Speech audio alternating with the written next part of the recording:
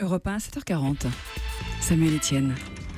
C'est l'heure maintenant de Culture d'été, le Tour de France des festivals avec vous, Nicolas Caro. Bonjour Nicolas, comment ça va ? Bonjour Samuel, ça va très bien. Et ce matin, c'est un festival européen, le festival de Ramatuelle. Comme chaque année depuis 1985 à Ramatuelle, donc dans le Var, c'est un festival de musique et de théâtre, mais sa particularité, c'est le cadre. La scène est en plein air, dans un amphithéâtre de 1300 places. Il a été construit en 29 jours seulement pour la première édition. C'est un lieu incroyable. Michel Boujna, le directeur artistique du festival, ne s'en lasse pas. Cet endroit respire quelque chose qu'on ne peut pas expliquer.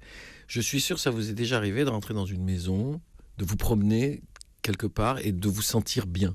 Et ben, ce théâtre-là fait cet effet-là. Il n'y a pas un bruit, ce qui est très rare dans un festival en plein air. Parce que la mairie de Ramatuelle nous aide à tout bloquer. De temps en temps, un chien au loin, parfois un coq qui est en jet lag. Non, c'est parfait. Il n'y a pas à chercher. Vous ne pouvez pas me trouver un défaut dans ce théâtre. Il n'y en a pas. Un coq jet-lagué, j'aime bien l'idée. Là, ça c'est Ramatuelle, ils ne font rien comme tout le monde.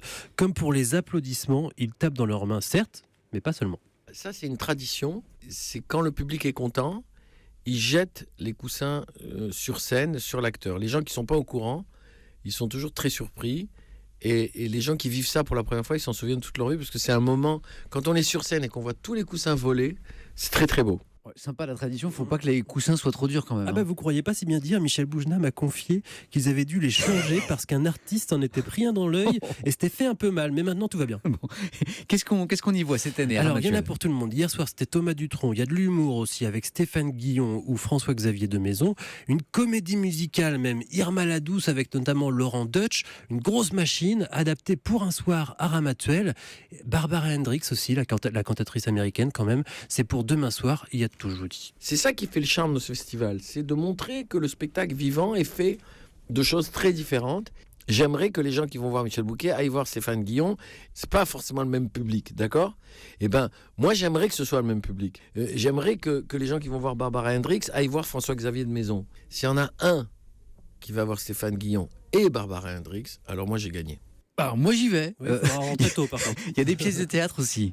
Bien entendu, à tort et à raison, par exemple, vendredi soir, avec Michel Bouquet, impressionnant quand même. Et puis le 10 août, Pierre Arditi et Daniel Russo joueront L'être ou pas, une pièce drôle sur un sujet grave. C'est la chose la plus drôle et la plus intelligente que j'ai vue à propos de l'antisémitisme. Vraiment.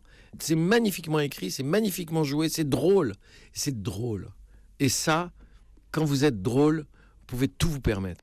Nicolas, effectivement, il y a quand même de quoi faire à Ramatuelle cet été. Oui, et vous avez jusqu'au 11 août. Et c'est bien noté. Merci Nicolas, à demain.